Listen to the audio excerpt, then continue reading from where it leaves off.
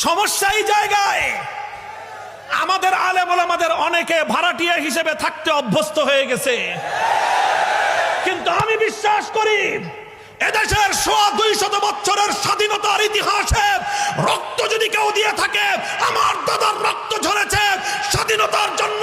রক্ত দিয়ে থাকলে আমার পূর্বপুরুষরা রক্ত দিয়েছে। বালাকোটের রণাঙ্গনে সৈয়দ আহমদ শহীদ আমার পূর্বপুরুষ রক্ত দিয়েছে। সেই শামিলের রণাঙ্গনে আমার পূর্বপুরুষ হাফেজ জামান শহীদ রক্ত দিয়েছে।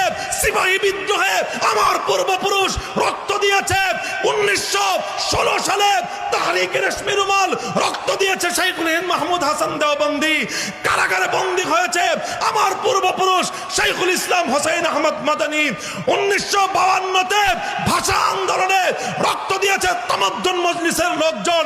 1954 সালে যুক্তফ্রন্ট গঠন করেছে আমার দাদারা, আমার পূর্বপুরুষ মাওলানা আতহার আলী রহমতুল্লাহি আলাইহি। আমার বাপ দাদার রক্তের উপর দিয়ে যে দেশ স্বাধীন হয়েছে, সে দেশে ভাড়াটিয়া হিসেবে থাকতে পারবো না।